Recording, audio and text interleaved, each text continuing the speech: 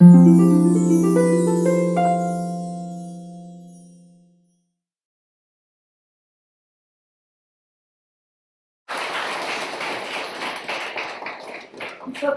you come forward and thank or make your acknowledgements to everyone who's defined? Don't misunderstand the situation. I'm not sure why she has told me to come here. Your own accord, right? I come on my own accord. And, but basically, we are very happy with the attendance of this course. We have really, sometimes the hall has been completely full, sometimes there have been maybe 15 people missing, but there's been sort of, as usual, 90% average of 120 people coming for all these courses.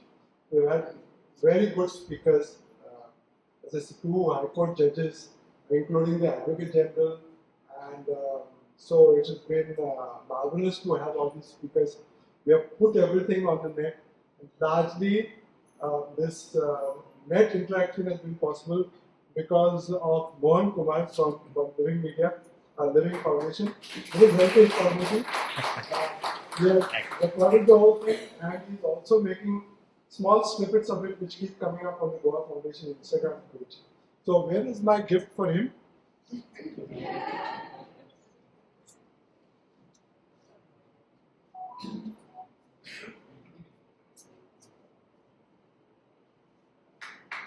So one, you get a photo. It's not very, no gold, I think, but He got his Christmas hamper before. yes. Now the main person who organized all this on behalf of the Goa Foundation is Siddhari. Siddhari Mare, please come and let him see you properly. Yeah. Give her a big hand. Woo!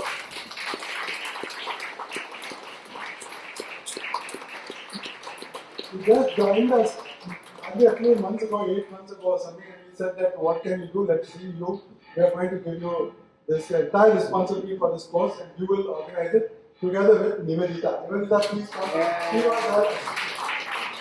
So Nivedita was our second boss.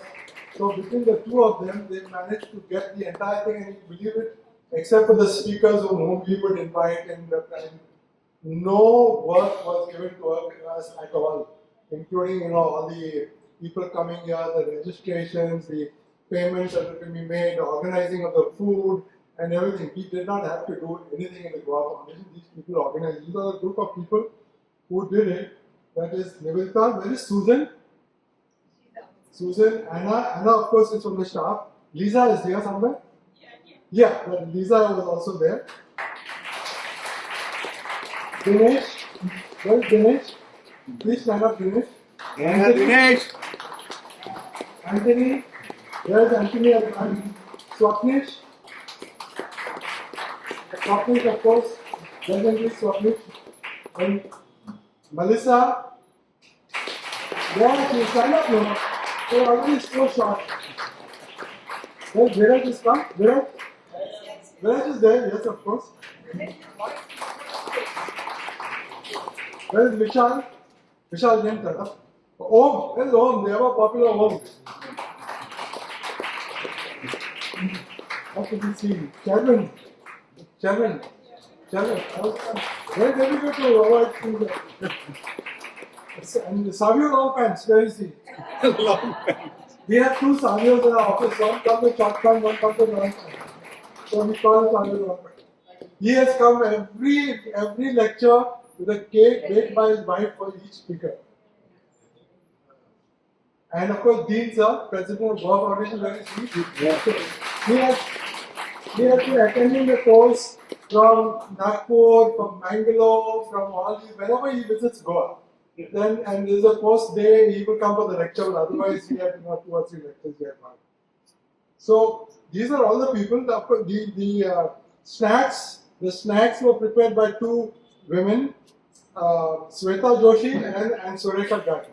They require, because I think they gave you good food for all these 16 days, and all Goan food, no plastic and no trash and no waste, whatever they bring, they give you in the outside.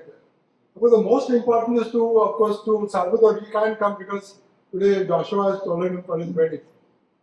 Salvador Pinto, the president of the Comunidad, who made available the facilities in a true cooperative spirit. He said that this is our course, we would like to organize it, and we are really happy that you are taking all the trouble. And we are going to give all the facilities, including the air conditioning room and the speakers, mics, chairs, everything. You please take it as our contribution. So with this time, you really feel good because you have seen, some of you were here when the group picture was taken of all the people who were there. More than 20 people who were there who have helped in organizing this course. All of them came for a group picture just before I began. And the number of people who have goodwill in this society is something that we have to build upon. The number of lawyers who have come to organize it, at short notice, sometimes at long, whatever it is, they have come. They never charge us, they don't give us a bill for their fees or whatever it is, they come. All this is massive amount of goodwill available in Goan society even today, despite all the things that we hear about in the newspapers and all the frustrating things that happen and all the things that are going on. There is such a big reservoir of goodwill that we can always do something and we can always stay afloat, and probably after staying afloat, one day will come when we'll be able to also walk comfortably and eat comfortably and also live comfortably. So this is please acknowledge your own goodwill in this. Very good. So without further ado, I'm asking Norma to take over the session so that we'll have this interesting session of people asking questions. Who's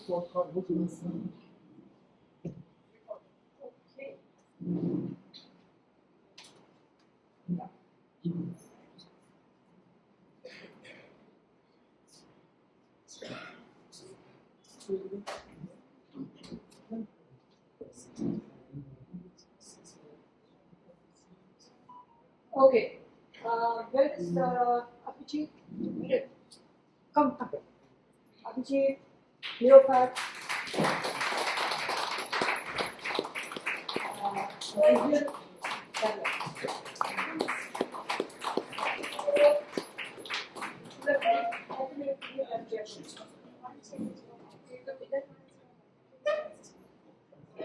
Sorry. So I'll just do the introduction from here and then very brief introductions because we want to give as much time as possible for questions. So Abhijit, on the extreme end of that side, is a lawyer for the past 2 decades. He appears in the High Court, in the NGT, in the Supreme Court, and several administrative tribunals in the state. He is a very versatile lawyer. He deals with a variety of matters: constitutional, commercial, service matters, environment, mining, industrial disputes. He has also appeared in matters concerning defections by MLAs. So he is a little bit of a political animal, you can see. He is also an amicus curiae of the court, and he is a member of the Goa State Legal Services Authority. Thank you, Abhijit, for coming. Cleofato has a great interest in political affairs of the state.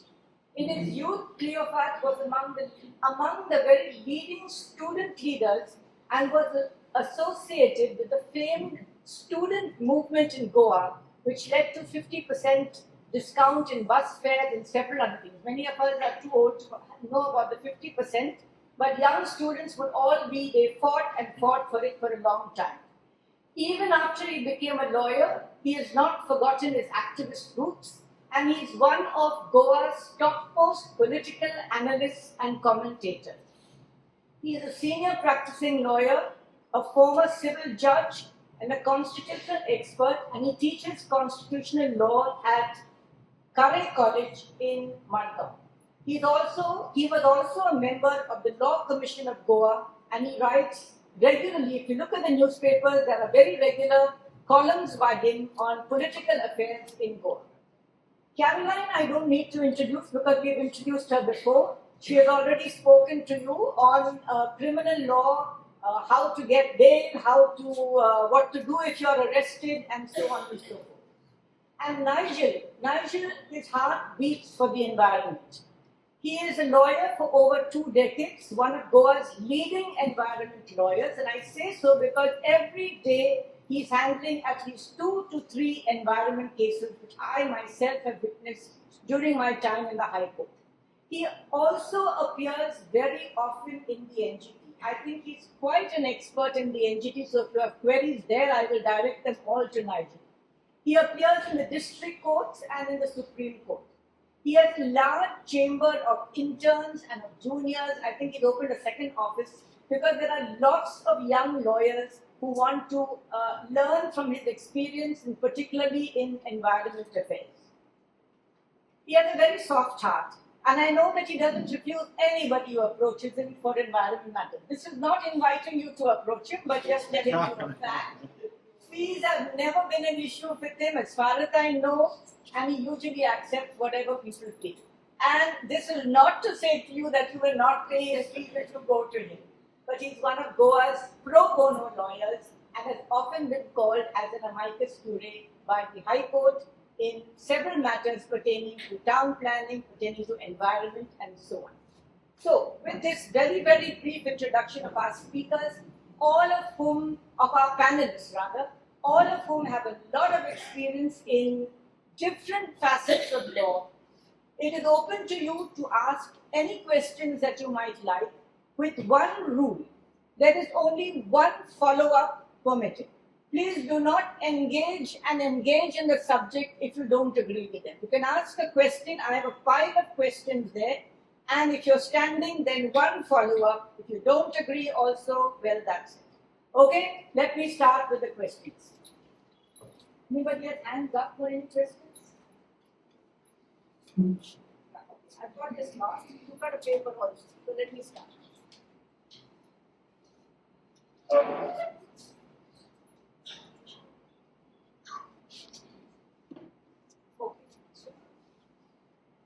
Is this on now? Yes. Okay, the first question that I have here is on the panchayat. And I will address this, and maybe Cleofato can take it, but any of the others are free to add anything that you might like to the question. Provision, panchayat licenses, no, panchayat NOC. If it's a provisional NOC, what is the legality of a provisional NOC?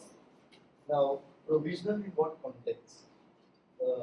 Anybody who's given the question is willing to say yes. What has happened is that on 28th of August, I attended the Gram Sabha in Narwa, and because CSCAN has been doing a lot of activity in Narwa, 2009 to 2016, Nigel is aware of that, and stay orders were given. So the same project is coming back again, and the Gram Sabha on 28th of August this year gave a provisional NOC, although 200 of them signed and said we don't want it, they were kind of threatened the night before. So what is this provisional NOC? And I must say that even our panchayat, This is given by the Gram Sabha. is given by the panchayat at the Gram Sabha. What kind of an NOC? No, what NOC for what? What is the? To build it's CRZ, they converted it to industrial. They're building shipyard, dock, tourism. If it is building, then it can never be provisional because building will be something which is irreversible. So it will never be provisional. It can never be provisional. And to my mind, at least such provisional can never be granted. That apart, the first permission that is to be given will be the GCZ under the CRZ regulations. Without that, the panchayat cannot proceed at all. And provisional NOC under the Panchayat Act is not provided for at all. It has to be either a construction license, if it's for building, or an NOC for an activity. So there's a difference. So I don't think this NOC is valid. Okay, challenge. And Gram Sabha can't grant an NOC. It was done. Gram Sabha or the Panchayat? The Gram Sabha at the Gram Sabha. If I may just add, what happens is on this panchayat, they consider granting of this provisional NOC. Basically, their story or their understanding is, as Nigel sir rightly said, there is no provision under the Act for such kind of provisional NOC. But they say that we are giving this provisional NOC to enable you to obtain other permissions, and it is only limited for that purpose. That is what they say. But in the statute or in the acts or the rules, there is no concept of this provisional NOC which are being granted by them. Obviously, there is no authority of law for rules. Their standing can make it possible of project proponent or whoever wants to construct to obtain other permission and come back to us and then we give a final NOC or whatever permission they have. But in most cases, the permission will have to be obtained before, and the license is almost the last. Panchayat is the Last. So even this, which Abhijit says, may not be permissible actually. Because all NOC. I only ask this because it seems to become a trend. I mean, I don't say from Narwar to Sharao in the vicinity. Again, over there, they are talking of provisional NOC. So I'm just asking, is this a new No, this trend? happened even for Sunburn in Rampelli. They've given supposedly a provisional NOC. I don't know. There's nothing like that in the Panchayat. There's nothing. Thank you. Okay, may I ask the speakers to please speak in the mic, because at the back, otherwise they can't hear. Yeah, sorry, if I can just add, madam, just come for the earlier question, madam. This same thing, I was appearing on one of the matter. In Anjula, what they had done, they had granted something called as provisional trade licenses. So basically, without following the procedure, when they want to grant something, they adopt this concept of provisional, saying that we have done nothing, we have just only granted provisional. If they are running their business on that, that's their risk. So basically, though doesn't have authority of law, it's a medium found by the panchayat basically to keep few people happy. Okay, I have another question now for Nigel. What has your experience been with the functioning of the NGT in recent times? What would you say is the difference in the mindset and the approach of the judges compared to the High Court? And what are the common difficulties faced by litigants before the NGT and some ways to get around such issues? It's a question to which I have a long answer.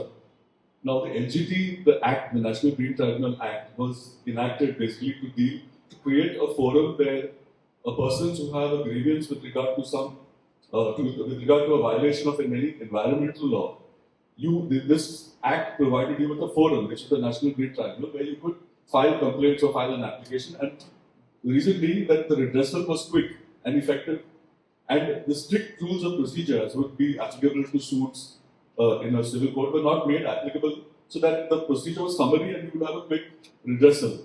But unfortunately, over the years, that has not happened. The NGT, the judges were there earlier. I don't know, Norma and the others would know. There was Justice Kingaonkar and there were others who were very pro-environment, very proactive. They passed wonderful orders. Even retired Supreme Court judge was the first president. Goyal. No, before Goyal. Mr. Swatantra Kumar, who was the first chairperson of the Green Tribunal, passed wonderful orders which were good for the environment. But after that, unfortunately, the judges who are now being appointed are retired High Court judges as the judicial members. And many of them stick to the same kind of procedure they would follow when sitting over a civil matter at the High Court. Right now, we have one such member in the Western Zone bench. So it's become rather difficult to deal with them. They become very technical. The procedure gets complicated, you don't get quick justice. But nevertheless, there is hope. But High Court, what happens is the High Court is very easy. Because you file a PIL, you file a petition, it gets heard immediately. We have a High Court in Goa. But the High Court right now, with the reduced number of judges, the boards are clogged, the cause lists are clogged, the matters don't proceed. So with the High Court, that is the problem we face right now. The matters don't get heard immediately. We're struggling even with the 72 amendment, etc. So, vis-a-vis that, the NGT is supposed to be easier and quicker, but it's not happening. So that's the problem right now. The only way I foresee, the only remedy would be that they appoint judges who are either, I won't say involved in environment matters, but at least who have a liberal approach to dealing with, who are not hyper-technical in nature, and they have the right mindset to deal with environment matters. I hope that happens in the future. The chairperson and the Supreme Court chooses judicial members who are, attuned to this kind of thing. Yeah, thank you, Nigel. My next question is addressed to Abhijit. With so much corruption now seen on an almost daily basis, where is the Lok Ayukta? Or better still, why are people not approaching the Lok Ayukta? Is the Lok Ayukta Act so diluted that people have lost faith in approaching this institution? And if so, how can it be improved? And there's another question also with the same thing. What sort of cases are referred to the Lok? No, this is the Lok Adalat. Sorry, this is the Lok Adalat. I tell you from my personal experience, I used to do lot of matters before the Lokayukta, before the incumbent took over. Because it appears the earlier judge who was there, he was interested in actually welcoming the atmosphere was that you were welcome that if you had any grievance or any allegations of corruption or something of that sort, you were welcome. But now the atmosphere or the energy there is that you are basically repelled, avoid coming. And as written in the question itself, the act has been diluted to an extent that it is virtually useless to go there because you don't get any relief which you actually want. Even if you are able, you have a foolproof case, even then, because of the restrictions which are there on the authority, even if he wants to exercise the power, then therefore it has been diluted to a great extent, which I think the only solution in my respect to submission is to get those amendments out and give more powers to the Lokayukta so they can actually act. Look at the difference, simple difference between our state and Karnataka. Karnataka also has Lokayukta, but it is very active, it is taking action against the top close politician. But in Goa, unfortunately, that is not happening. So what is required is the legislature to amend and get back the strength which was given to the Lokayukta in terms of the earlier act. And in fact, give more power than even what was there earlier. That would be. Yeah, I just like to see in Karnataka, the position is that the Lok Ayukta has its own police and it can directly prosecute. In the sense, the Lok Ayukta can file a charge sheet before the court after its own police investigates. That's the difference between our Lok Ayukta and Karnataka Lok Ayukta. And in ours, even if they pass an order, it is not mandatory for the court to implement it. So people don't go, I think, now. And then the repaying force there, will don't come out of it. There is hardly any litigation in the Lokayukta. There is hardly any litigation before the Lokayukta after the new incumbent has taken over. I am not blaming anybody, but it's a matter of fact that the litigation which was there prior, it was substantial in nature with whatever restrictions were there at the which were only a recommendatory thing which report is to give. But even then, there was some hope that he is going to do something which is at least going to awake people that this is wrong which is happening, and people at least used to come to know that something wrong is happening, and then we could take it to the High Court or any other court. But now even that has stopped. So unfortunate situation. That's our state. But the state has a separate law in the state and a separate law in the center. In the central, it is a Lokpal, and in the state, it is Lok Ayukta. So the appointment of the Lok Ayukta is in the hands of the government. That is the problem. There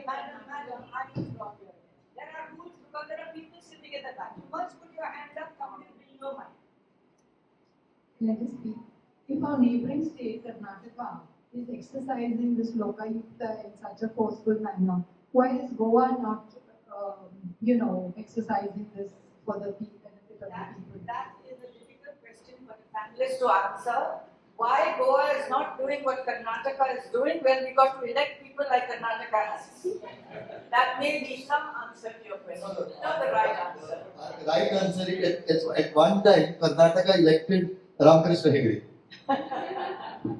Okay, there's another question that I am putting to Caroline, but inviting the other panelists to answer because I think it's something that you all would be interested in. Quite often, activists and citizens take recourse to drones for the purpose of clicking aerial photographs of sites. Remember, I told you that site photographs are most important.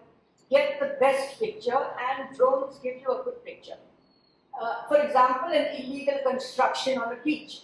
In one incident, a criminal complaint was filed against a drone for clicking such drone pictures. My question is, as long as the photographs are clicked from a distance and outside of the structures only, that is, what is visible to person outside, what could an owner still file a criminal complaint of trespass?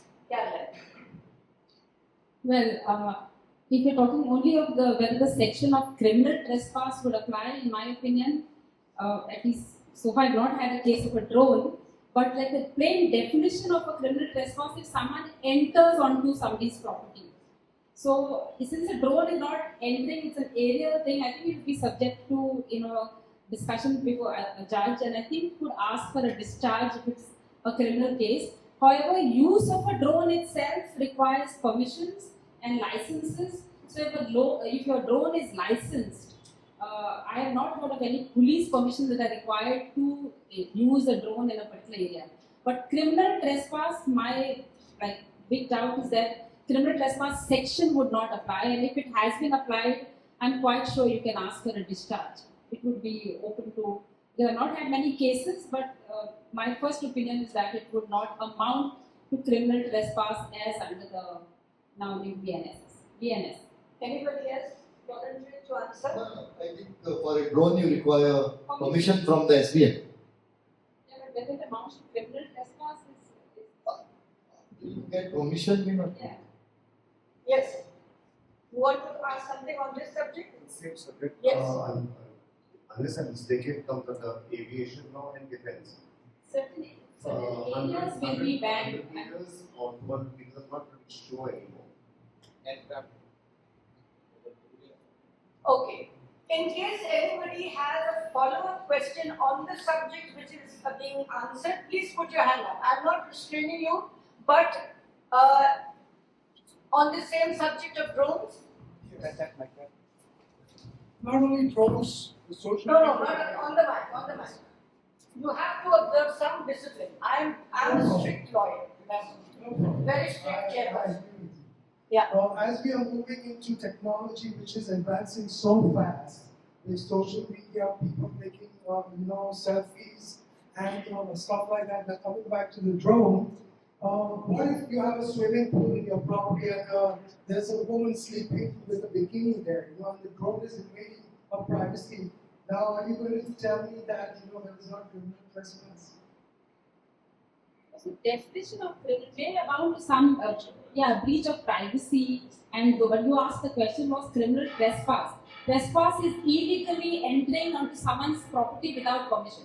So this would not amount to criminal trespass, it would perhaps violate any other laws. Okay, we'll leave it at that because you're entering into privacy, which is a different issue, little bit different from the question of criminal trespass. Let me go ahead. All right. It appears that the Goa government has declared certain areas, including the crematorium in Bangsa, as no-go areas for drone photography. They have marked it as red zone, and there's a gazette notification or something to that effect. Can anyone give some more info? I think we won't pursue it further because the issue was a construction going on, somebody taking a photograph and putting it amount to criminal trespass. So we're not going to go deep into the subject right now. Okay, Justice Oak of the Supreme Court has made judicial, Cleofato, this is for you, made judicial observations in recent weeks that there are no such things as subordinate courts. If so, why have these courts, which include district courts, are not able to entertain challenges to violation of fundamental rights? Is there a way by which the district court can be approached for violation of fundamental rights or violation of statutory laws? See, this whole approach of subordinate courts, in the word subordinate, that has been a problem here, not anything else. But as far as fundamental rights are concerned, the district courts can be empowered under the constitution, but until that power is given, it it will be exercised only by the High Courts and the Supreme Court. Okay, Cleophas, yes, sir. Yes, please. Yes. Subject, correct me if I'm wrong, but the district court could be approached by way of a civil suit in no other way. So now if you want to file a civil suit to enforce a fundamental right, you have to show a breach of some statute, not just a violation of your fundamental right. For example, if there's a construction coming up in your neighborhood which is a breach of say, some environmental law, then you could file a civil suit. But otherwise, if it's just a mere infringement of say Article 14, right to equality or right to life, that's a broader constitutional issue which only the constitutional courts under Article 2 to 6 could go into and could enforce. So that's the difference. All right, thank you, Nigel. The next question, I think Cleophas, again, you can handle this.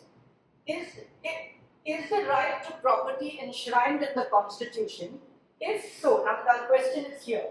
How does one respond to the move of the government of Goa, who says that if there is no heir to the same, then the government can take it over? Right to property is no longer a fundamental right, but nevertheless it's a constitutional right. And if there is no heir to the property, the government would take over. I don't think they require a law for that, because even by way of succession, if there is nobody, the state can take over. The state is the last in the line of succession. They don't require a law for that. Okay, Abhijit, many cases are there where the parent's name is not on Form 1 and 14, etc., and have not made a will, and process of inventory proceedings are yet to be started. What then? Is there a time bar? You understand the question? There is no time bar as such, and only because somebody's name is not there in 1 and 14 form, it doesn't take away the title of the property which if you otherwise have. 1 and 14 form all these are only revenue records, only reflecting for the purpose of revenue purposes. Your title to the property, if you have from your ancestors, from your parents, will always remain with you, provided you are able to establish that. So once, if you are able to establish your title, you are obviously entitled to get your name included in 1 and 14 form by establishing your title. So there is no such restriction as time bar. Okay, is that question sufficiently answered by whoever asked it? Alright, let's go to the next question. Why is there no tradition in the courts for punishing officers from the executive for taking manifestly arbitrary or wrong decisions? The courts can undo wrongs, but why can they also not punish the wrongdoer?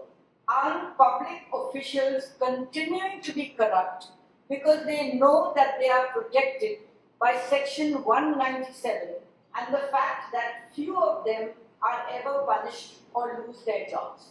I think I'll ask all panelists maybe to respond to this question, because this is something which has come up time and again, that officers take wrong decisions. We have to fight in the courts for a long while.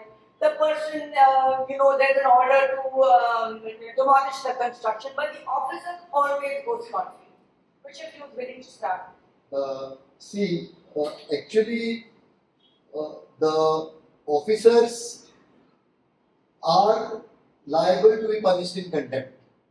But normally the courts don't use that power to punish anybody. They try to use that power to enforce that order.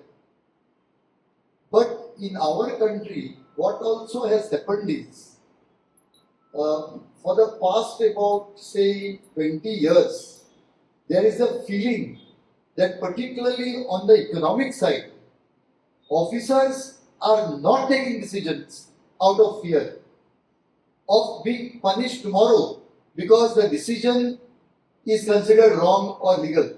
So this is another problem that has happened, particularly after these big scams like Colgate and whatever, those scams. That there is also a fear that officers are not taking decisions. And this is another problem of this whole process. But you are right that if there is a decision of the court, that will have to be followed. I don't think that cannot come in the way of that order not being implemented. I can just add. Please. I'll be blunt. one of the reasons and one of the incentives for all the officers to indulge in corrupt practices is they majorly know that assuming tomorrow my decision is held to be wrong because he himself knows it is wrong, nothing is going to happen against me. Eventually that decision will be quashed and set aside, or that whatever order he has passed will go. Whoever has paid money will suffer. Why should I, what is going to happen? So therefore I think it's a need of hour that if you come to a conclusion, I say not in every case, but there are certain cases where it is ex facie evident that what has happened, how some permissions are given, how some orders are passed, how some entries are made. When in such cases, at least somewhere somebody needs to set a precedent that yes, this is a classic case where we need to exercise powers. Unfortunately, that is very rarely happening, and that is one of the incentives why the officers have the guts and have the audacity to openly ask for money. That is unfortunately happening today. But is it possible for the court to direct an investigation and that some officer should be punished and some investigations take place? Is it possible from the courts? I think it's possible that it should be done.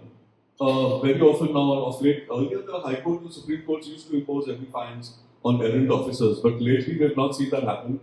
And they are let off the hook with just maybe an admonition or something, which is not sufficient. If they find that there's a gross violation of duty and the officers have not done what they have to do or they have not obeyed court orders, personally I feel not only there should be a heavy fine which should be recovered from their salaries, but also contempt proceedings and imprisonment if need be. Because there should be a strong signal sent out that violation of court orders cannot be tolerated and will not be tolerated. That's what I think. See, even in the electoral bonds case, the court stopped at a particular level. They declared them illegal and stopped. But there could have been a further investigation where in those electoral bonds as to how and who gave the money and in what context they were given. But somehow that has not happened. I will only add that, like, exactly what Nigel said, that I think it depends quite a bit on the judge. Because if the judge is strong and believes that this would end somehow, there have been cases, that I am witness of, where the judge has called that particular earning officer, has said that I will get it put onto your personal record, that this is not being done, that we can even hold you in contempt for not being done. I remember there was this case, I'm talking largely in terms of criminal, there was the forensic laboratory that was actually opened up almost 10 years ago, and it has not started with all equipment literally rotting. And then the cases in the court were dragging for years, for almost a year, without even one witness. So then the question came up, why is there no laboratory? And said the laboratory is there, but it's not functioning. So then the judges said, if it's not starting, I will take it from your salary, which is not happening, because if it's getting deducted, paying costs of whatever 5 lakhs is not going from their personal, nobody is getting hit. The second thing with regard to what I would say is, why officials, when you find dereliction of duty or doing some wrongs, I feel we should try out, which I constantly be saying we may not win. But for example, the police, that's largely my field, are not acting as per the law. Go to the Police Complaints Authority. I'm not saying it's the best. Go to the Human Rights Commission, try your luck there. But I think they need to be taken, they need to believe that people are ready to follow up and that whatever they do wrong is just not, going unchecked or, without them at least being bought before some forum. They may not win, but these are forums kept specifically for officers who are errant, who are not following the law. So just my suggestion would be, take it up. It means a lot more pursuing, but pursue. So everybody seems to be agreed that this should be done. Not being done, yes. I can see one hand there and one hand here, and I'll allow 2 follow-ups on this. Yes. Regarding the police, actually the court. Mine is not on. Actually, the courts themselves put the strictures on the police that they are not investigating the cases properly. Some basic things are not getting done, mostly during some high-profile cases. But nothing has been done on the police. And the courts themselves are putting the strictures. Anybody wants to say something to say? Okay. Yes, Vanessa. And I'll come to you. My question is, if the petitioner asks for properly in their prayer for the punishment of the officer, you as lawyers find it, do you find it quite often that in the petition that you have filed, you see prayers where they are asking for these, for the officers to be punished? Is that something that you see often? I have stopped putting these prayers in my petitions because they never get granted. So when we actually press for it in the court, we usually say High Court and document. Let's deal with your matter on merits. We'll come to the punishment part later, and that never happens. As a matter of fact, in one case where somebody wanted the officer punished, the court actually put it to the person. You want relief or you want the officer punished? He said, I want both. The judge said, you choose. You want the officer to be punished? We'll admit your petition. We'll take it up in due course. So then, poor fellow, he had to say, no, I want my relief. So the second prayer almost disappeared, and he got some relief. Yes, on the same subject, last point.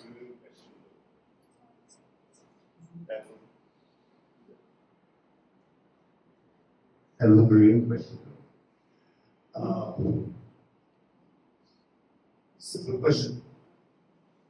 If the complaint has been filed and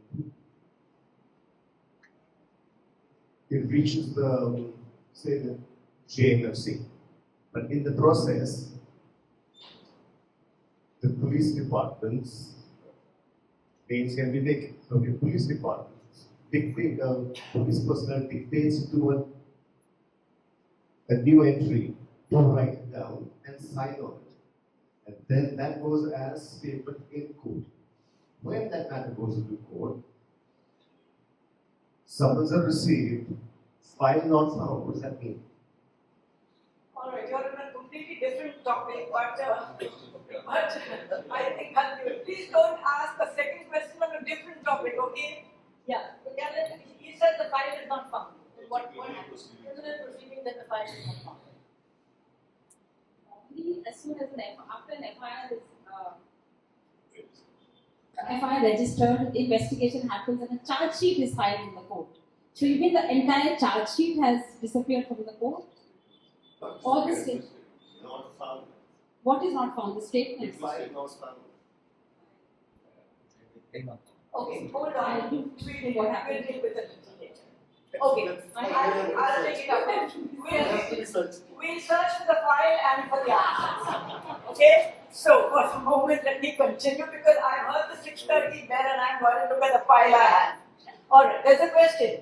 If in a plot there are unsettled munkars whose cases are going on in a Mamladar court, can a third party builder on behalf of the owner or the Bhatkar build his projects? And if a Mamladar for some reason is not able to take up the matter, can the person request in the main Mamladar court? Who's ready to handle this question?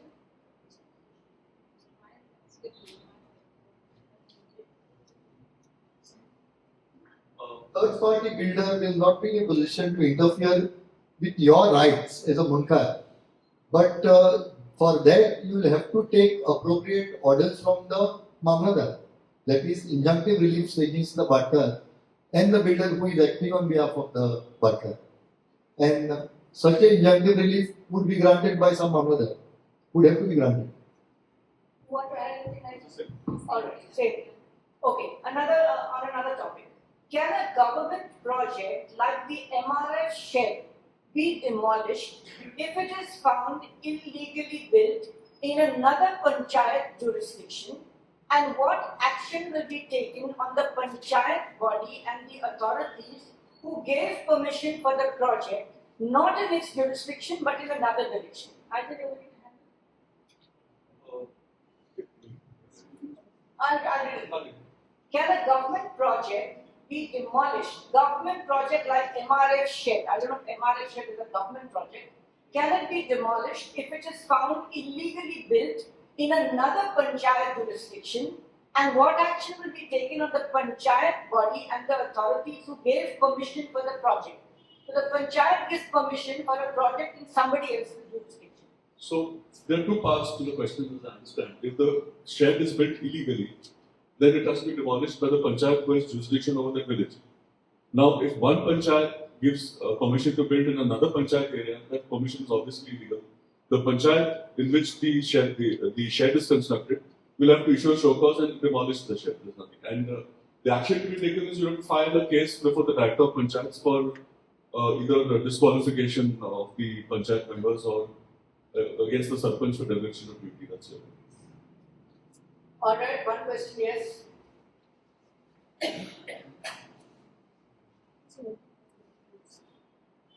This is happening in our village. An MRF, environment recovery facility has been identified.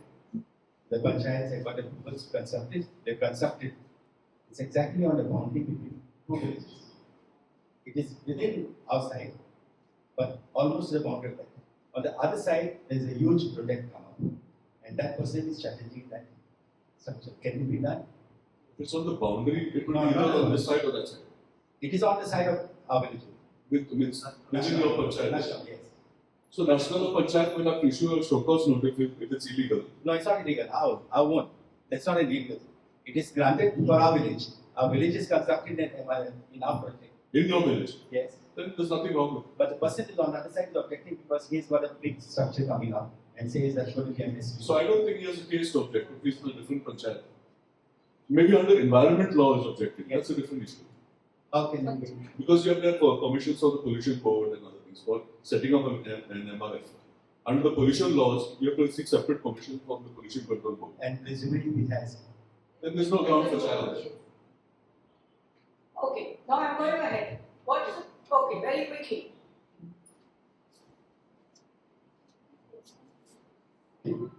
Hello. Still, my one question was there of about this thing only. That what action will be taken on the authorities who gave permission to build such project? Actually, I asked this question because we had shown proof of the authorities that this MRF shed is being constructed illegally. That too in all jurisdiction, means the another panchayat jurisdiction that falls in our panchayat. But the entity also, the Goa Pollution Control Board also gave them consent to operate. No, what is the question? What action can be taken against the panchayat members? No. My second question was, what action will be taken on the authorities who gave them permission? For the illegal shed? Yeah, MRF shed. If it's panchayat, you can make an application subject to correction. You can make an application under section 50 for disqualification or dereliction of duty. If the panchayat members don't perform their duties correctly, you can make an application to the director of panchayats to take action against those panchayat members for dereliction of duty. But pollution board, etc., there's no remedy. You'll have to file a suit for damages. Or file a complaint to the vigilance if they've done something illegal. I just had under the provision section 210A, this would amount to abuse of their power because they have exercised power which they never had. So you can make an application seeking that he has incurred disqualification and he should be removed as a punch member or something, whatever the position is. Okay, no, I have to stop. That was a follow-up question already. So, how does one approach, Abhijit?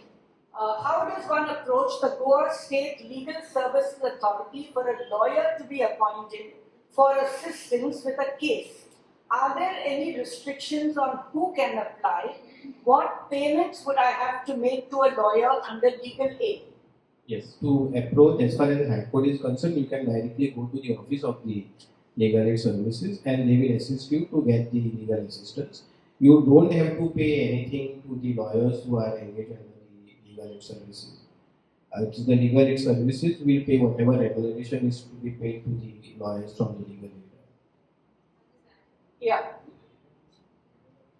Just to add to it, every court, right from the JMFC to the Sessions Court, from High Court to Supreme Court, has got legal aid cells with list of lawyers in every court.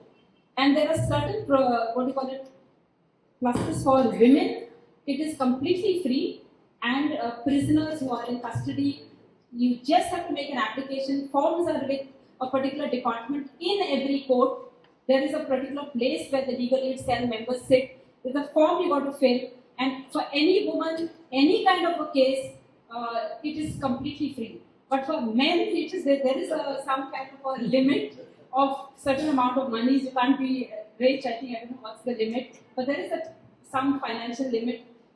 Only if you are below that particular limit, then you can approach and apply for legal aid. But please remember that legal aid, I'm just stressing this because I have been on legal aid panels prior to this, is completely free. The government pays the lawyer. So you don't have to pay. Unfortunately, in Goa, quite a lot of things have been happening where despite you getting a legal aid lawyer, the lawyer is asking for certain fees. If necessary, please complain, because this is a free legal services for women, for SC, ST and prisoners. No need of any affidavit of income.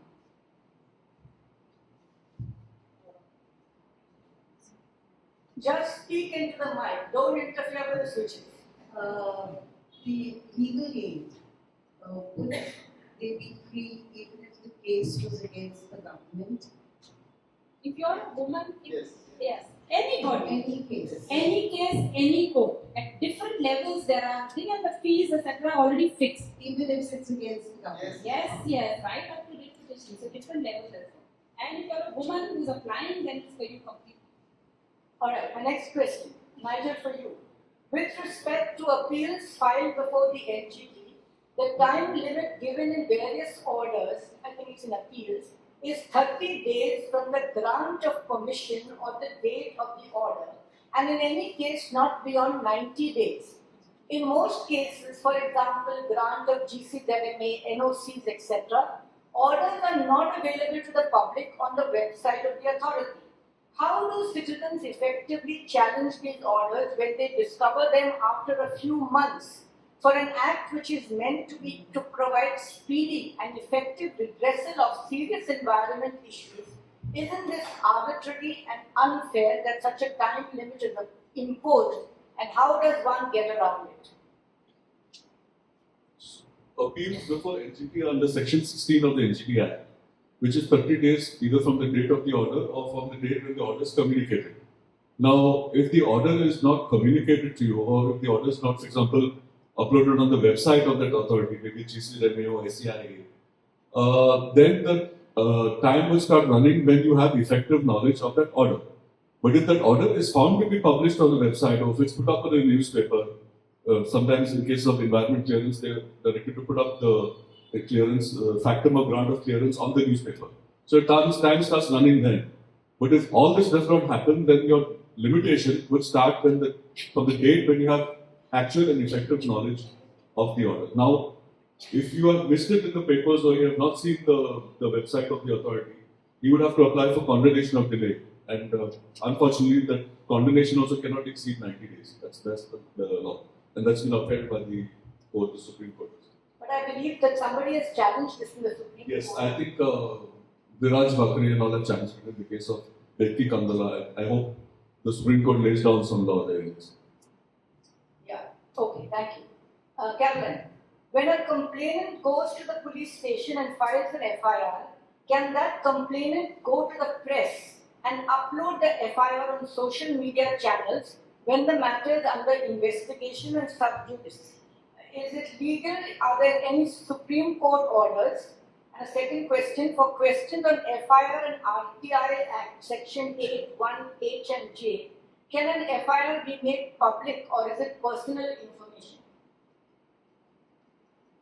So an FIR, first and foremost, is a public document. All FIR was supposed to be actually published on the police website. So an FIR you can get, you don't even have to go through an RTI. Quite often the police will hassle you, say, go apply under RTI and get your FIR. But it's a matter of right that when you file your FIR, you should get a copy. You can upload it because it is uploaded already or should be uploaded on the every police website. In terms of Section 8 of the RTI, which is one of the things under which you cannot get information for a thing under investigation, well, that's the RTI Act. Some information is sensitive.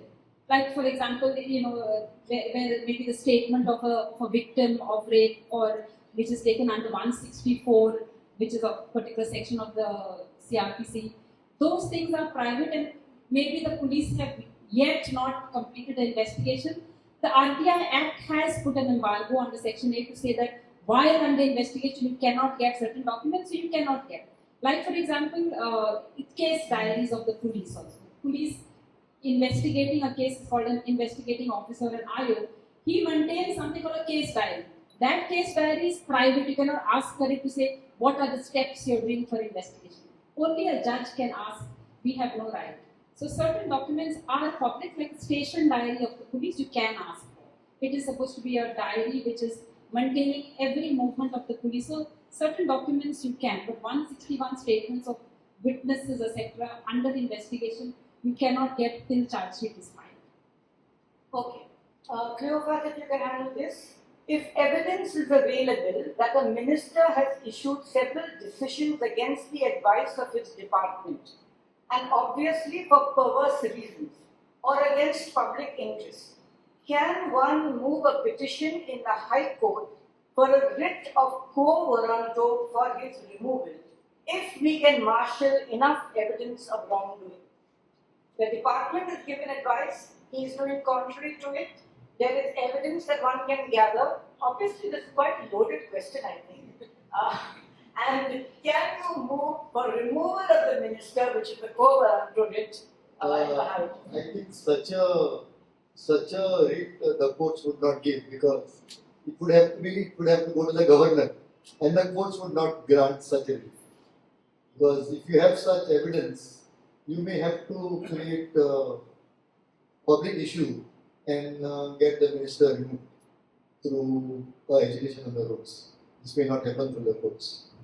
So here you are getting a blanket order that you can go on the streets and fight for it rather than.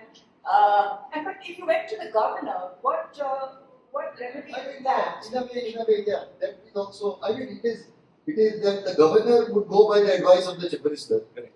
And see what happens is these are all matters of public awareness. Many times we go to the president, many times we go to the governor. It is more for publicity and to make it more public than anything else.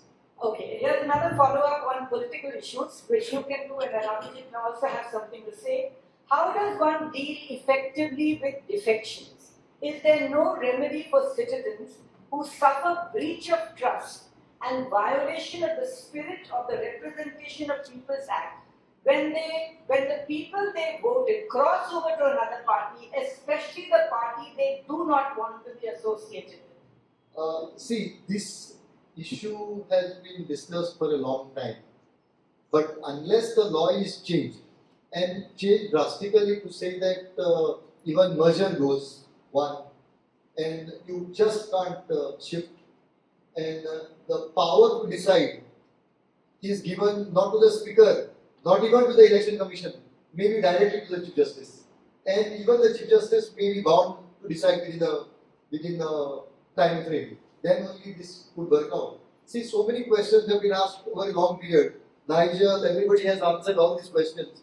Going to director, going to here, going everything. But the amount of time that is taken finally in the decision making is the problem. Even for defection or in any of the litigation area, the time taken is just too much. I like to sir, because this is my favorite topic. I know it was a gossip, but I gave you over the chance first. So basically, even as per the today's law, there is adequate provision in the statute in form of the 10th schedule that you can take action.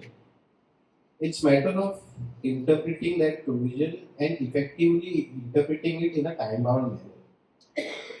From my personal experience, I can tell you, last time in the last assembly session when the disqualification took place, since I was party to that proceeding, I dealt with it. That matter is still pending consideration and decision of the Supreme Court of the last assembly session.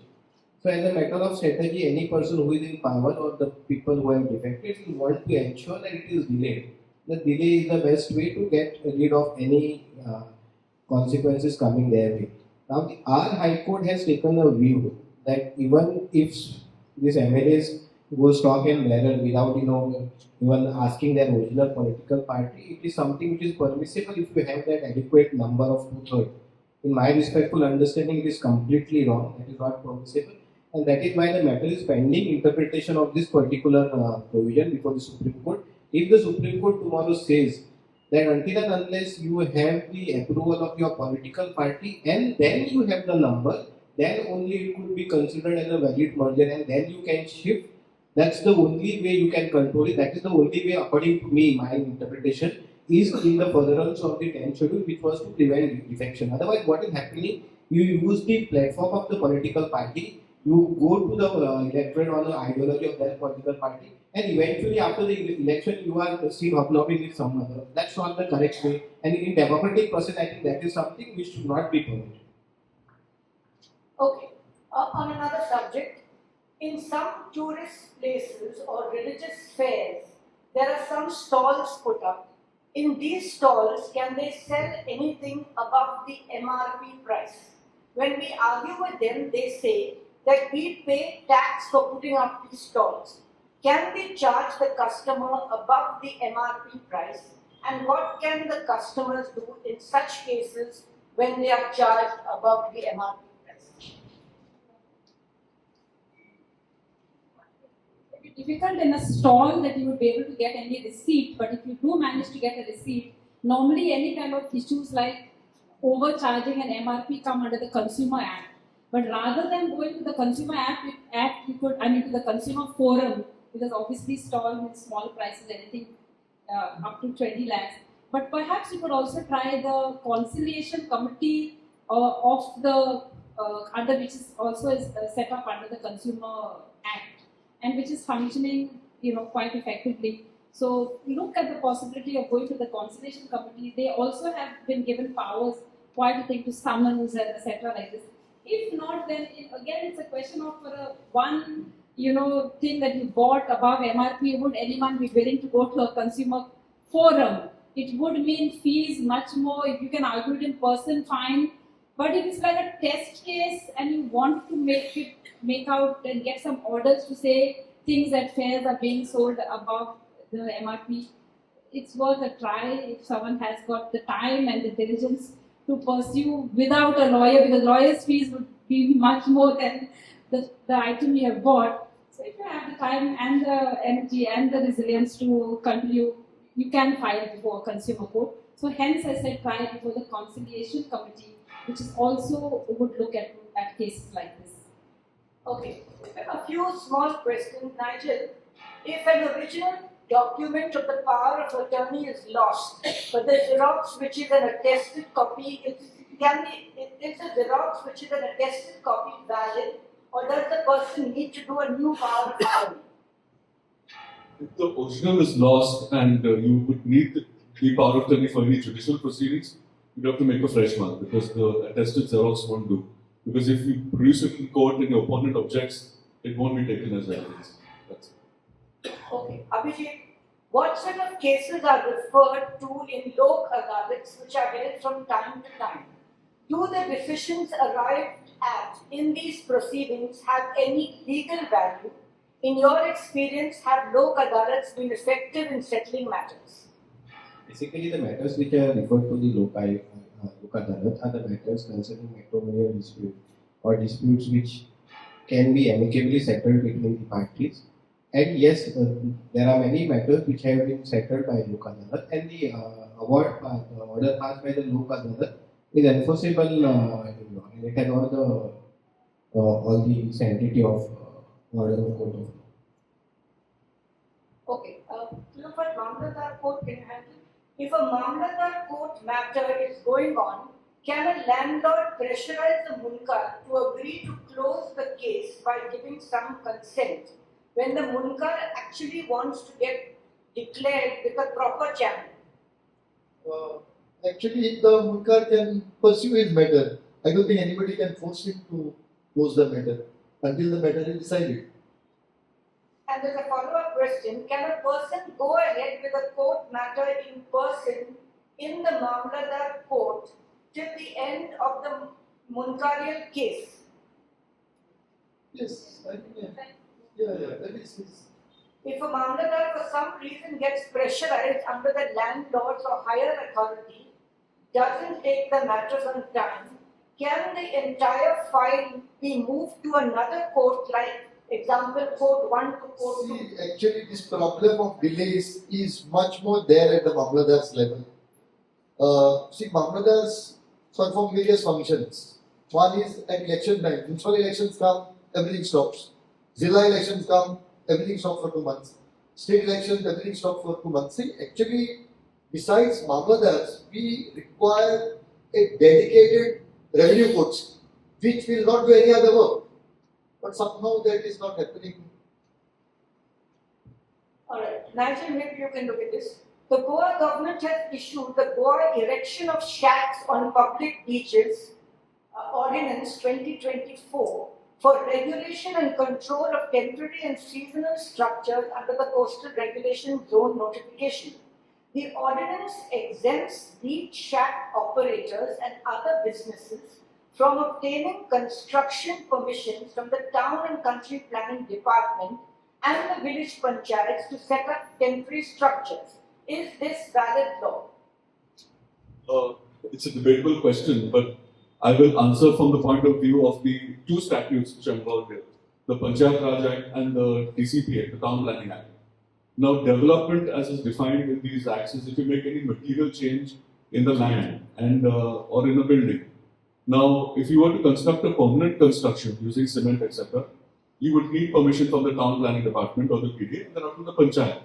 But if it's purely a temporary structure like a bamboo hut or a wooden hut or something, you don't need a permission from the Town Planning Department under the planning laws, but you would need an NOC from the Panchayat with a rider that this shack would be removed at the end of the tourist season. Otherwise, it's not a permanent, it's not a temporary structure, it would gradually become a permanent construction. Okay, yes, a question. Some follow-up there?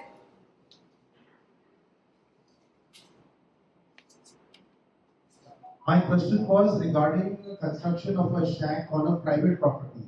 Would that also require TCP and Panchayat construction permissions?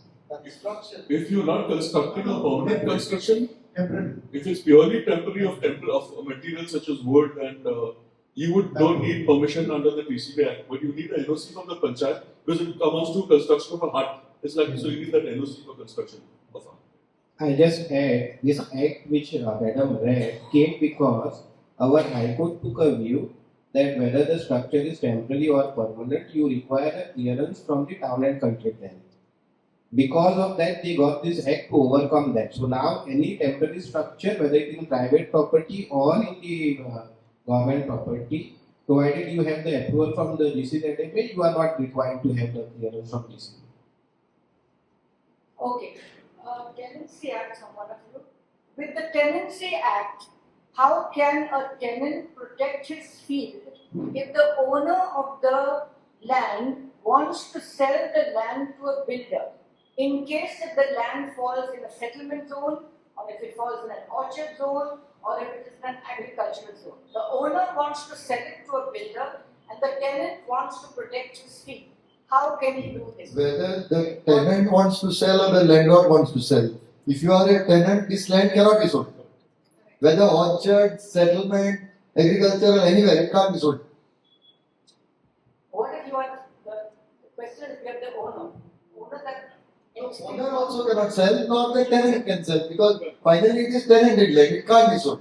Even by both of them coming together. Okay. In the light of the current situation, I have two questions. How do we get information of development projects in advance before the mindless natural destruction? And second, what is the best way forward of enabling collaboration of all agencies fighting for the cause to ensure we have sufficient numbers? I think the word agencies means, I think it's groups, NGOs, I think. So how do we get information of development projects in advance before this destruction starts? And what is the best way of getting collaboration of all agencies fighting for this cause to get large numbers? Caroline, will you try? Norma, you can take it. I was going to send the question down to Dr. Alvares down here. Information of development projects prior to before they start constructing. Before they get start construction. See, you have to keep looking at Gazette notifications to find out what are the permissions which are being issued by various authorities. It's a very difficult and something not that citizens need to do, because see, in order to challenge it before the NGT, you have to know when an approval is granted. In one case, we had gone by the newspaper announcement, but the NGT held against us, and we're now in the Supreme Court because the central government the Ministry of Environment had posted it on the website. And the NGT took the point of view that once it was posted on the website, you had got 30 days. So how do you get advance notice? Shetlagar, are you there? Do you know about how you get advance notice? He's the man who gets information and sends it to us. I know how you do it once the information comes to me, but let's see if he has an answer. It's like a flow chart. Now the first stage is now recently 17 to 39 years going on. So if a particular land is not in settlement, then the first step would be converting it to settlement, changing the zone into settlement. So anything coming into 17 to 39 years, that is the first step of any development potentially coming on that land. The trick is that, the difficulty rather is that wherein in regional plan it is already marked as settlement. There is no prior intimation right now. Besides, if a plotting scheme is there, they have to be registering themselves with RAF. Once a plot comes, subsequently plotting will, the development will also come on that plot. So it's a flow chart like of a setup development. If it is settlement, then this is the process. Not settlement as of now, then they will be approaching 17 to 39 80s rapidly. You get a detection over here. If it is settlement, you have to be having very good contact with your panchayat. But one thing I'll tell you, in the newspapers, they are issuing draft notifications of projects which they are going to approve. Now, if you keep a watch on draft notifications, you can make an objection to them, but that is your advance notice. That is your advance notice that this is going because the minister at the top wants it and he's going to tell all his officers, please get this done. For formality's sake, they will publish it in the newspaper. That is your advance notice. How do you get people to get around it? Yeah. Now, for that, you need to already establish some kind of communication with persons who are likely to be affected, with communities likely to be affected, with activist groups, so that you can tell them in advance, this is what is happening. That project, I know, is already come for a draft notification, likely to happen within another 2 months because that's the time it takes, and build up some kind of data on that project and some kind of data on the environment aspects of the project. Otherwise, your 30 days goes out, you are late everywhere. So start collecting that information. And I would say, for the present, please look at it as the whole of Goa is likely to be changed. So start looking at your ecological and environmental assets and try and get some information on that. Find out what are the things that are being raised by other groups for opposing these kind of situations. So the reason the question is because I've been to a lot of. The reason for the question is because I've attended a lot of small groups trying to do things, and I don't see any overlap of personnel. For example, a living heritage group or a green brigade group or Goa Bachao, I don't see the overlap of personnel.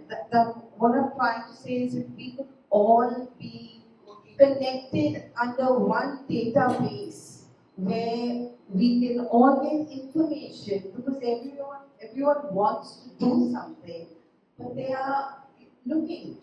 They're Okay, trying to figure out I know you say that you don't see it, but I can assure you that it is happening at a larger level. It is happening. I will tell you, I asked Sherdeka to stand up so that you can see him. One of the persons you should contact. There's a citizens hub in Panjim where it's constantly buzzing with people coming in with projects and what you can do. So don't take the attitude that I don't see it happening, so it's not happening. No, it's not that I don't see it happening, ma'am. It's like, for example, when Mr. Shailesh and myself were there at the banyan tree, in my opinion, there were more social media personnel and reporters than people supporting it. That's my. So if we could send out. All right, so we'll take this towards the end because what you're looking at is a number of people from here. A number of people here responding to a call to take all their emails and send a message to all of them when you want them to come and join in some work. We need a president for the president. Yes, let me go ahead. Yes. About the prior intimation about the projects, All right. If 20,000 and above, the projects which need environmental clearance, yeah, those that data is available on Parivesh portal. That can be like followed up. Parivesh portal. Okay, so these are the sites you can go to. Yeah. But as I said, please look around in your village at the ecological assets you want to protect because consider that somebody has their eye on them also. Panchayat can give us information first. Okay. Another question. The High Court of, how much time have I got? It is time. The High Court of Bombay, the High Court at Goa has recently taken cognizance of the rapid rise in illegal constructions across the state and the authorities' failure to address them. The court has initiated a suo motu petition to tackle the issue, deeming the situation alarming. During the hearing, the court inquired how these illegal structures are receiving electricity and water connections under the Goa Public Health Act. As a victim of one such illegal construction built on the boundary of my property without proper sanitation, I have witnessed political influence shielding the structure from any action by competent authorities. I am willing to provide evidence of government inaction in this regard. My question, how can a citizen contribute to the suo motu petition registered by the High Court? And since I have a personal interest in the matter, would the High Court consider taking my assistance in this petition? Abhijit, you are the amicus in that matter. Yeah, okay, but perhaps. Yes, I think if it is your personal interest, you have to independently file a petition. But if you are wanting to provide assistance to the court will never say no to you, that you want some suggestions to be made regarding the illegal construction. I think the court will also not say no to you. Yeah, you can intervene in that. Yeah, want to say anything? No, we file an intervention application with the pending member. File an intervention application. Okay, Cleofato, perhaps this. Has the judiciary or the bar council done any study to find out why the public is losing faith in the legal system, the judges and all the advocates? If so, do you have any recommendations? I think the opposite. I think that's the last. Citizens are considering the judiciary the last hope anyway. Yeah, no. See, actually, our courts are clogged, and the number of cases that are coming to the court is so high that it shows that people have faith in the system. They have hope that they will get something from the courts. The bar council at this, but I agree with you. I mean, in terms of the bar council, we don't have an independent bar council for the state of Goa, which has been a non-pending demand from the lawyers of Goa. So we are under the bar council of Bombay. So if in case even there is any kind of issues that you have even with your lawyer or with issues, largely bar council would be the lawyers would come under the bar council. They have very few sittings, once in 6 months. So again, it's another thing. You get so fed up going for meeting after meeting and no one comes there. So back again, you say, why even pursue this kind of line of action? So again, until we perhaps get a bar council independent of the state of Goa, there's not much that can come out. Yes, yes.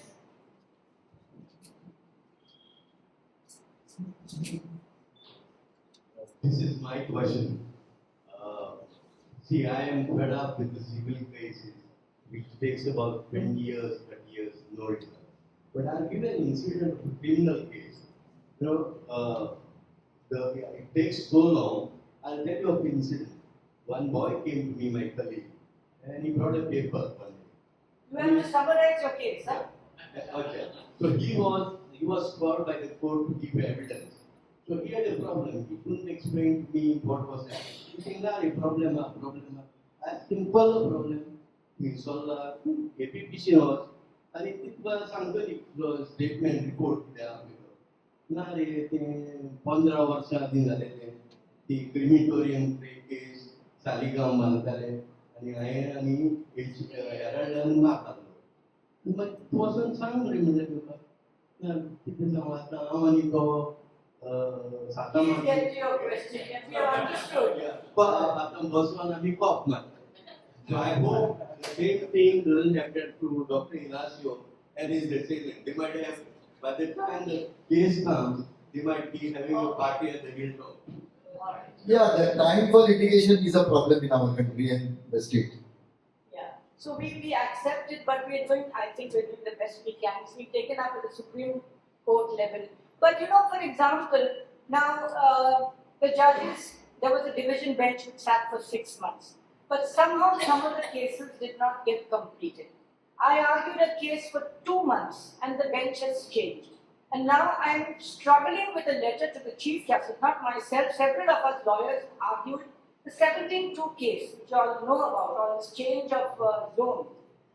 We've explained to the Chief Justice, please reconstitute that bench because the petitioners have finished all their arguments and only the state remains to argue. And we have argued for 2 months. So that much of judicial time will go down the drain, so to speak, because we've got to start all over again. Maybe we'll have some luck, but otherwise, this is the result.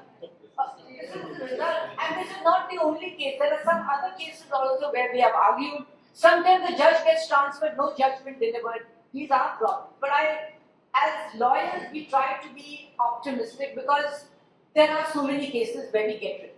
There are so many cases where constructions are demolished, so many cases where citizens get relief. So we have to look on the bright side in order to find the courage every day to go to court and argue a new case. If we didn't have that courage and we didn't have that hope, we would not be able to really argue. Okay, I have two questions. I'm not quite sure what I'm thinking. One's for Nigel. Is a tree carbon based? And then the question for Advocate Caroline, if you can answer this. Is women's right weaponized to the detriment of women? I don't know who asked these questions. I don't understand the first question. Okay. All living things are carbon based in that sense. Anyway, here's something on the RTI. I was wrongly charged a fee for RTI information furnished beyond the 30-day period by a PIO. I filed the first appeal seeking a refund of the fee and compensation for monetary loss incurred in securing it. However, the first appellate authority failed to issue an order within the 45-day period prescribed. I then filed a second appeal requesting punitive action against the PIO and the FAA, along with a refund and compensation incurred towards securing the refund.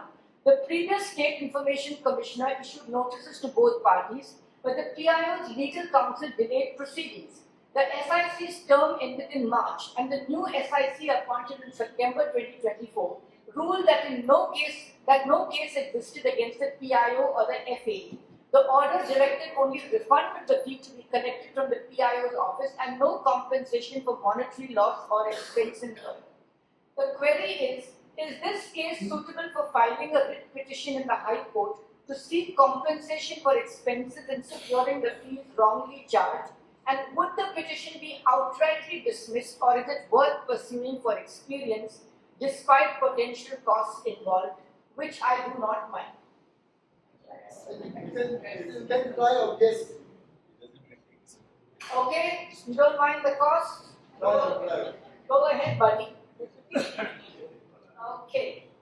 My God, these questions are very long. I kept them for the last and they're taking up my time. Anybody in the audience wants to ask any question before I go into these long Yes, 1, 2, because there's no bar on asking a direct question.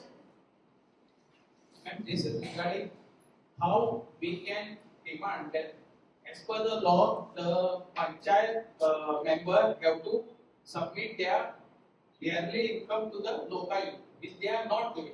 I want the guidance how we can pressurize them to submit them or how to do that. Because they are not submitting. No one is submitting them. You don't have to pressurize them, go to the Lokayukta, formally file a complaint that these are the people who have not submitted, you call upon them as well. What Lokayukta will do, he'll just publish it to the paper. Done. I want the guidance how we can move to the High Court and do that. Because here most of the people are mostly trouble at the panchayat level. So basically, you are looking for disclosure from the panchayat members, right? Yeah. So that is the disclosure which the law presently has it mandates that they have to give. And if you feel that they have not given, you can request the Lokayukta to direct the disclosure. Beyond that, I don't foresee what you can do because disclosure, obviously, if you feel that the disclosure is not correct, you have your other remedies. But for the purpose of disclosure, you may have to go to Lokayukta and tell that it is mandated under the law that they should disclose. They have not disclosed, please compel them to disclose, which the Lokayukta can do. Okay, over there. My question was related to the suo motu petition, suo motu order that the High Court regarding the illegal constructions. I just wanted to guidance from the esteemed panel as to what was the criteria for denoting that this particular house or construction is illegal. Because some of the notices have come to houses which have existed even 150 years. So what was the criteria? Did they have to do some study first, find out whether it is illegal or not, and then send a notice? Are you sure that the notices have come because of the suo motu? Does it refer to the suo? Yes, it does refer to the suo motu.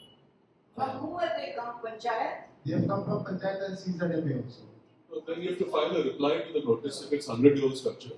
Yeah. Then produce evidence, the notice will be discharged. We have done that. Yes. But my question is, why did it come in the first place? Because they are going to unnecessary litigation and time. No, perhaps the panchayat in haste must have issued it out of fear of the High Court. But if your structure is old and existing and you have proof, then you reply to the show cause notice and get it discharged. We got it discharged from the CZMA, and the panchayat has again restarted that. So produce the CZMA order to the panchayat. No, my question then is, when the panchayat started, giving a sort of a blanket permission, saying that all of these are legal, I took notice of that and said, now you're not going to be the authority to decide, it's going to be the CZMA.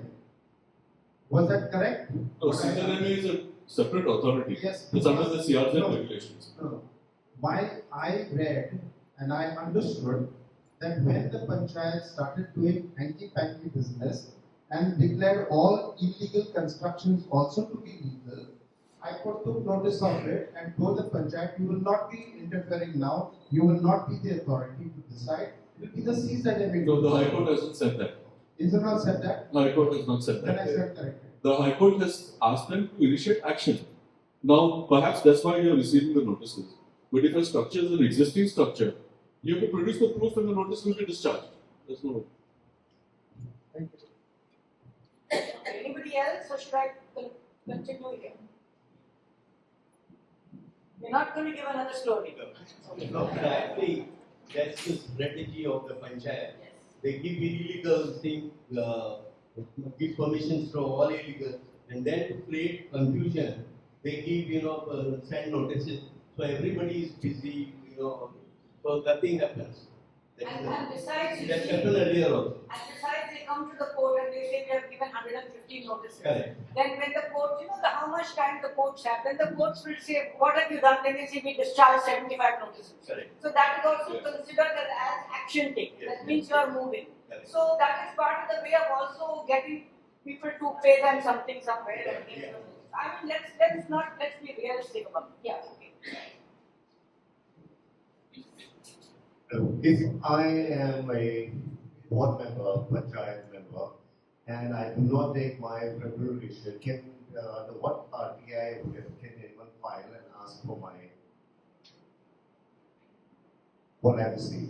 What do you? If I'm a board member, this is another question earlier. If I'm a board member and I have not collected any remuneration, For what?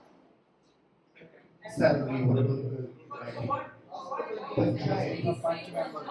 If you are a punch member and my salary I have not taken. Ask the panchayat itself. Panchayat itself, If I do not collect it. So then what's your question? My question is, How does he get the information? No. What's your question? how can someone ask if you have not even collected your... ask the panchayat itself. Panchayat will tell you. If I'm saying myself. No. What information? Information. Ask what? Ask what is your salary? What is your personal information? How can If I have Yes, you not are not collected collected. So what? How do you confirm whether you have not collected or not? It's almost confirmation whether you have collected or not. Panchayat itself will give you that information.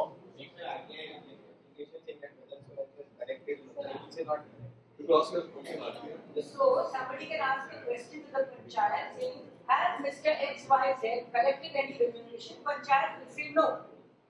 That's it. Or details of Give details of what. Okay, did I see somebody's hand up there? Somebody was asking. Okay, there's a question from Dinesh. Dinesh, I know this is your question. It's a long question, so I was holding it for some time. It's about the panchayat. I don't know whether you want to summarize it. But the whole issue is that in a panchayat of 9 members, 5 ruling and 4 in the opposition, because of chaos and so on, the Sarpanch and the ruling members walked up from the hall with the Sarpanch saying the meeting is over. Secretary and observer also left the hall. After much discussions among the Gram Sabha members and after about 45 minutes, the secretary came back to the hall but the ruling members did not. The meeting was reconvened and the opposition punch member presided over the meeting, which then completed the matters on the agenda and they were also passed. Is this meeting legal and are the resolutions passed legal? There are some follow-up questions to it. I can ask the first one. If we get by that, we go ahead. now, when the I do not know whether when the opposition people came back whether there was quorum. Quorum was there all along.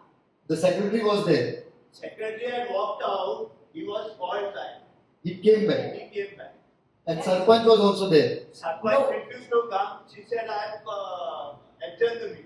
But the resolutions are passed and they are recorded. Yes. They are recorded. Yeah. Then the resolutions are on. If they are recorded as having been passed, then there is no issue. No, the resolutions were passed before they walked out. No. The resolutions were passed subsequently by a person, another person presiding over the meeting. Okay. But they are passed, they are recorded in the books as the resolution book. Are they recorded? And just a follow-up question is. Alright. The Sarpanch refused to sign the draft minutes, insisting that she had adjourned the meeting. But the secretary said that there was no such announcement. So can these unsigned draft minutes be approved at the next Gram Sabha? What is the legal position? Who drafted the minutes? The secretary. Secretary. That is, he's drafting the minutes when an opposition person presided and the Gram Sabha passed the thing. We go further. At each Gram Sabha, the minutes of the previous Gram Sabha have to be approved. The members of the Gram Sabha were not satisfied with the manner in which the minutes were drafted by the secretary, and therefore they also refused to approve the said minutes. After waiting for more than 45 minutes, the Gram Sabha was adjourned to another day. What happens if the Gram Sabha repeatedly refuses to approve the meetings? Can this panchayat system work? I shorten the question. And can a fresh Gram Sabha be held if the previously adjourned Gram Sabha has not been closed? See, actually speaking, the functioning of the panchayat is, there are a number of rules laid down. But as far as functioning of the Gram Sabhas are concerned, there are no detailed rules.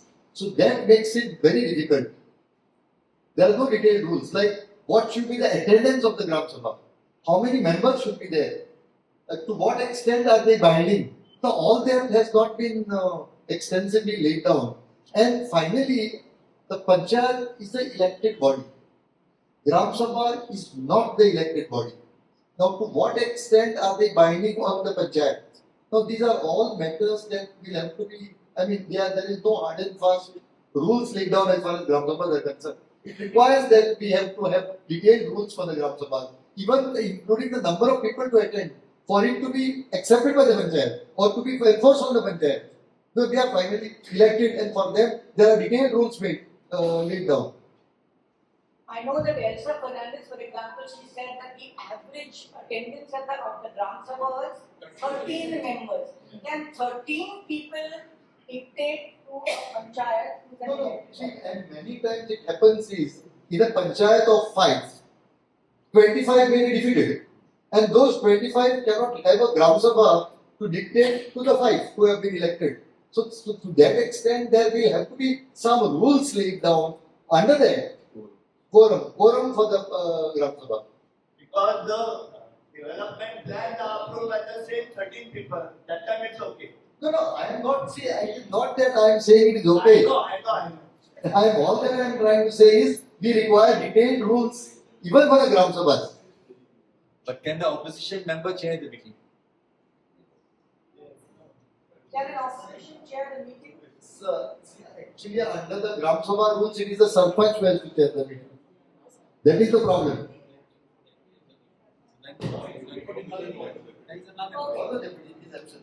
Okay, I got another question here. This is on something very different. What could be the impact of a survey to Goans who possess or hold a Portuguese EI into bracket ID and an Indian passport? This is about MHA, Ministry of Home Affairs, extends dual party citizenship probe by 2 years. So somebody is asking that apparently some survey is being conducted. Anyone know anything about it? No, sir, there is no such survey being conducted. But only thing what has happened is now there is free flow of information, say between Portugal and Goa, there is free flow of information. So the Goa government gets the names of people who have registered their names, who have BI, so they get that information. Earlier they were not getting. So that is how we find these cases more and more in the newspapers. There is more information available given by the governments. There is a question that somebody asked, which I am not putting out, because it's a question which is questioning the Supreme Court on some judgments and asking the lawyers for their opinions. I don't think that is quite a right question. So whoever asked it, I'm sorry, I'm not putting this up. But is there anything else that anybody wants to ask before I close? Yes. During one of the lectures, it was said that Bharatiya Nyaya Samhita, there are some shortfalls in procedure or clarity in executing, and there is fear of misuse of some provisions of the acts. Now, so that lecturer, he termed this as a paradise of lawyers. It was stated that there is a bar for each court. I just want to ask that whether this Bharatiya Nyaya Samhita, before it came into force, whether it was discussed in any of the bar council of India, and whether any memorandum was presented to the government regarding all the shortfalls or the procedural lapses, because actually they were the persons who knew it better than the citizens, because now citizens are going to suffer if there are shortfalls. Change in law is always paradise for lawyers now.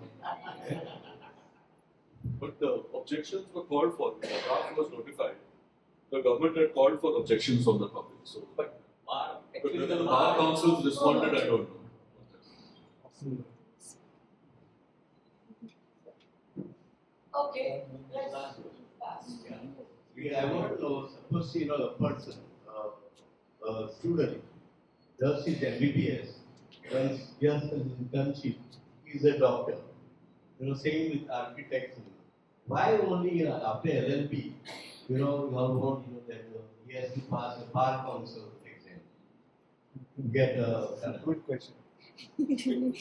So you all want to restrict people from practicing? No, but there's a high court, so citizen can appeal. Not a citizen. Suppose you want to practice. That means you all don't yourself, give this thing to your LLB, whatever, course. But all other, see, if you go for the CA exam, you pass the CA, you take you can register. Except you cannot practice law. So why you all want to restrict people from practicing? It's not a restriction. It's just that to ensure that the person who's coming out into the profession is equipped and able to handle. So you mean after all doing now they have moved courts, at least before they didn't have. Now they have moved courts and all are not sufficient.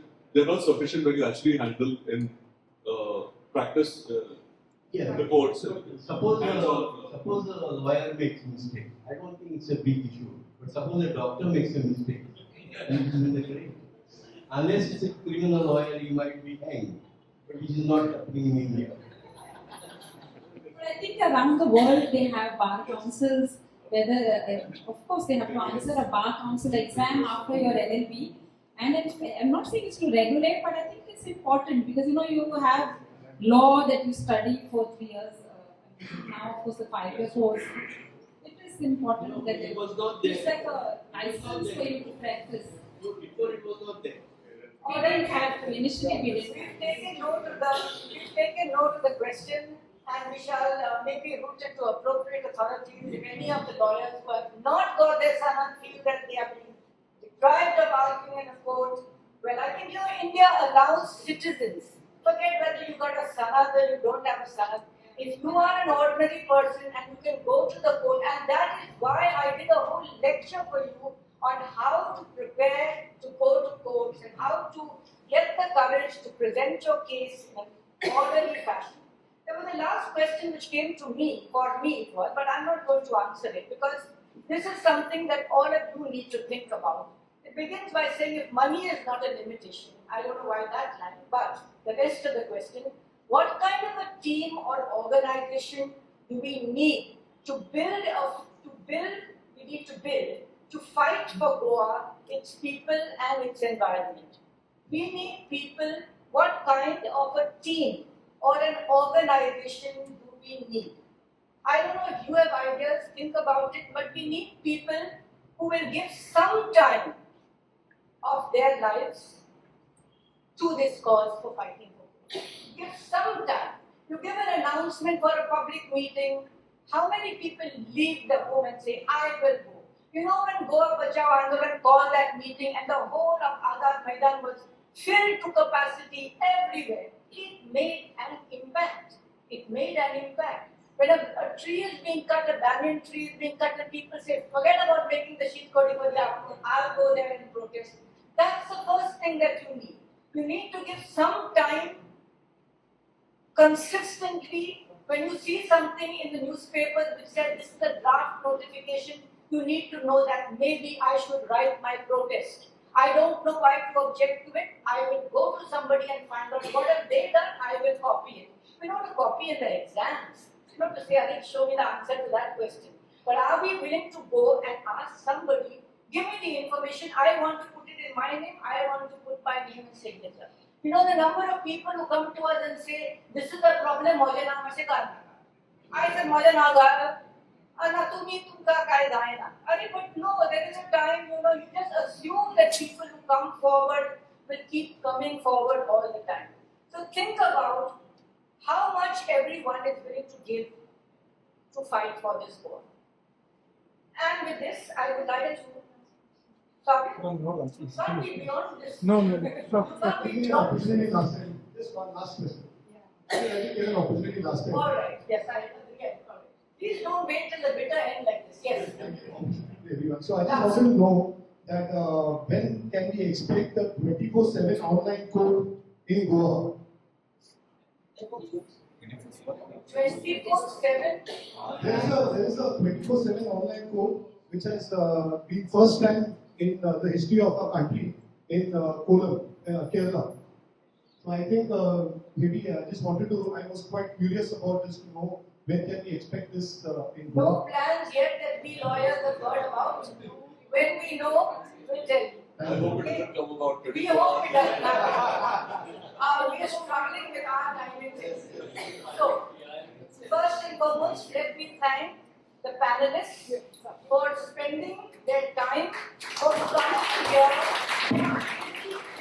50 lawyers. And they have made their time to come here and address a variety of cases, questions from you on random subjects which we have had to scratch our brains and answer very quickly.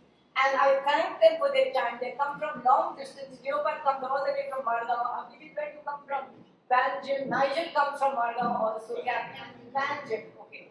And Caroline is home. So anyway, everybody is given 3 hours there your day time.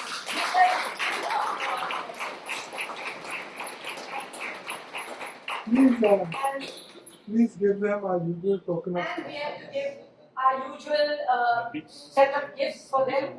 Organic food which they can take home. If their husband or wife ask them, what did you do for 3 hours? They are your wife. That's right.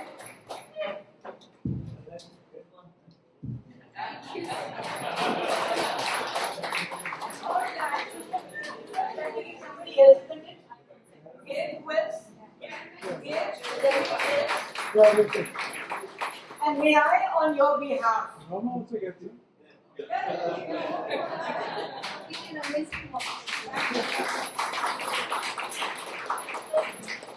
and on your behalf, may I thank the director of Goa Foundation, my husband, Dr. Alvares, and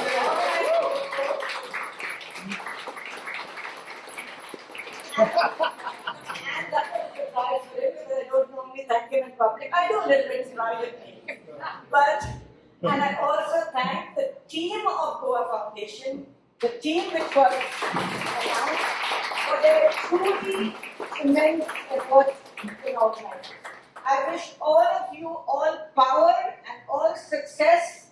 Stay true to your commitments which you have given to us silently, that you will fight for Goa, that you will come out and protest, that you will look at the newspapers and when something comes there which you think that affects Goa, you will talk to your neighbors and get together and fight for Goa. Because this is our last chance, perhaps. We are seeing a lot of destruction, but we have hope, we have courage with people like you, all trained soldiers now ready to march and fight. Thank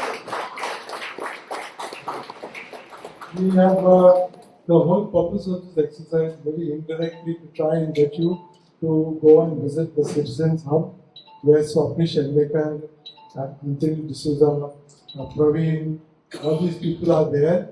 There's a lawyer every Tuesday, half a day, Tuesday, Monday, Wednesday and Friday. Monday, Wednesday and Friday, 10 to 2. There's a lawyer available only for public matters, for all stuff that is happening in the villages. Go there, explain. They will help you to draft RTI, they will help you to understand your problem, and they will help you to prepare a petition, and they will try and find a lawyer for it also. So please, Citizens Hub, Swapnish Shendekar, please, how do they get in touch with you? His email IDs, you will see, send it on the WhatsApp group, and also his phone number, so please bombard him with them. Thank you once again, everybody. Thank you. Thank you.